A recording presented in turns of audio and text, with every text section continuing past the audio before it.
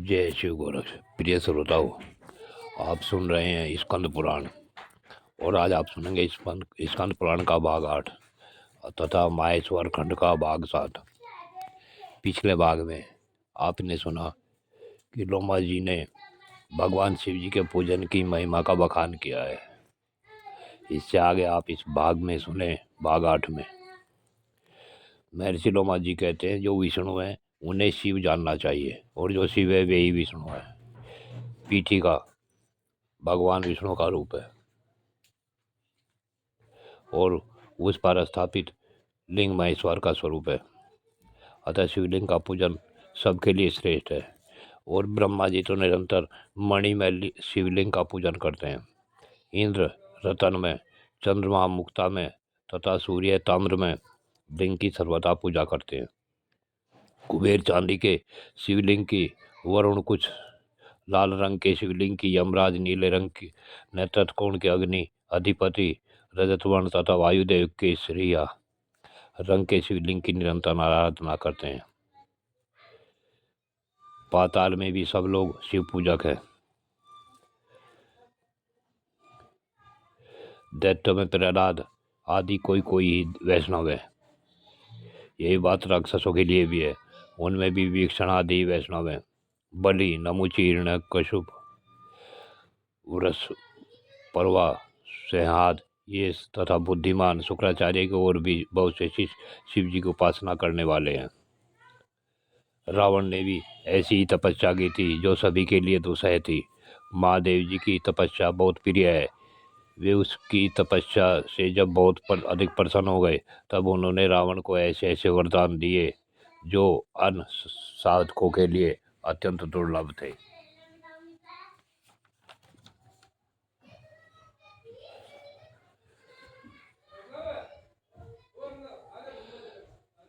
वरदान प्राप्त होने के बाद देवताओं, ऋषियों और पितरों को भी सर्वथा परास्त करके उन सब पर अपनी प्रभुता स्थापित करते हुए भगवान शंकर के प्रसाद से वह सबसे अधिक प्रतापी हुआ।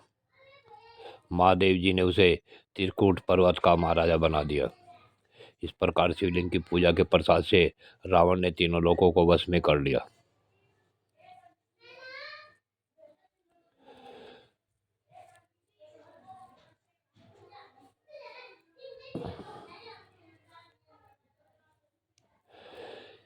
शिवलिंग की पूजा से जब रावण ने सबको वश में कर लिया तब देवताओं में बड़ी चिंता हुई। वे सब मिल शिवलोक में गए और नंदी को प्रणाम करके पूछा, भगवान देवेश्वर कहाँ हैं? तब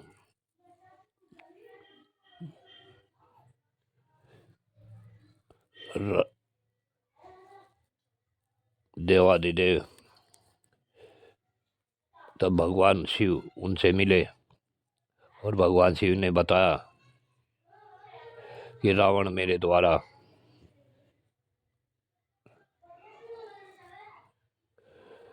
पूर्वोक्त बातचीत में अपने तपोबल का बखान भगवान शिव ने कहा कि हे देवताओं, तुम सब लोग भगवान विष्णु के पास पहुंचो।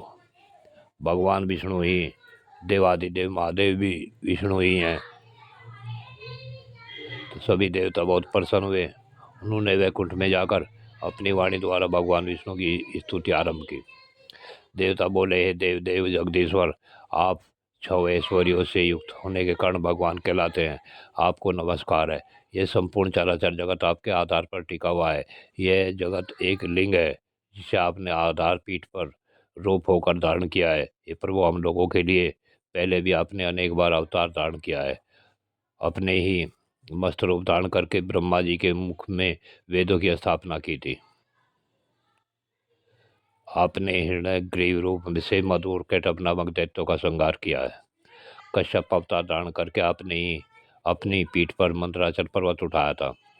वारा रूप धारण कर आपने हिरणाक्ष दैत्य का वध किया तथा नरसिंह रूप में हिरण्यकश्यप को मौत के घाट उतारा। वाना अवतार धारण करके आपने ही दैत्यराज बलि को बांधा और भृगुकुल में परशुराम रूप से प्रकट होकर आपने ही कार्तवीर्य अर्जुन का वध किया। हे परमात्मा विष्णु, आपने बहुत से दैत्यों का संहार किया है, अतः रावण के भय से अवश्य हमारा उद्धार करें। देवताओं के इस प्रकार कहने पर भूत भवन भगवान वासुदेव ने संपूर्ण देवताओं से कहा, देवगण तुम लोग अपने प्रस्ताव के अनुसार मेरी बात सुनो। नंदी को आगे करके तुम शीघ्रतापूर्वक वानर शरीर में अवतार लो। मैं माया से अपने स्वरूप को छिपाए हुए मनुष्य रूप होकर अयोध्या के राजा दशरथ के घर पर कटूंगा। आपकी इस कार्य की सिद्धि के लिए मेरे साथ ब्रह्म विद्या भी अवतार लेगी। राजा जनक के घर साक्षात ब्रह्म विद्या ही सीता रूप में प्रकट होगी। रावण शिव का भक्त है, वह सदा साक्षात शिव के ध्यान में तत्पर रहता है। उसमें बड़ी भारी तपस्या का भी बल है, अतः ब्रह्म विद्या रूप सीता को बलपूर्वक प्राप्त करना चाहेगा।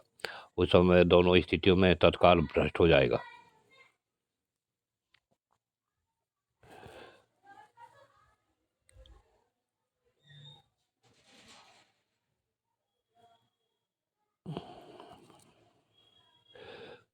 परम मंगल में भगवान विष्णु इस प्रकार वचन द्वारा संपूर्ण देवताओं को आश्वासन देकर अंतर्धान हो गए। सब देवता फिर अवतार धारण करने लगे। इंद्र के अंश से बाली उत्पन्न हुए। सुग्रीव सूर्य के पुत्र थे।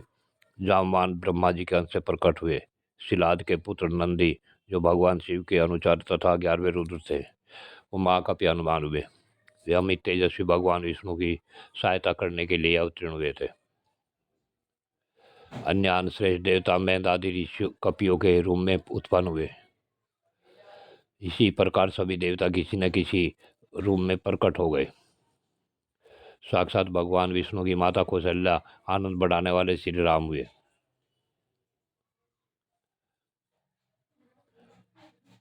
इस प्रकार से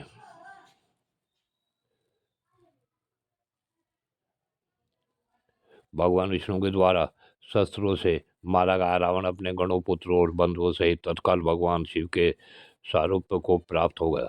शंकर जी की कृपा से उसने संपूर्ण दैत्याद्वैत ज्ञान प्राप्त कर लिया। प्रिय श्रोताओं, आज की कथा यहीं पूर्ण होती है। आगे की कथा अगले भाग में। श्रोताओं, यह परमात्मा शिव की उपासना का ही परिणाम है। इसे जरूर सुने। जय शिव गोरक्ष।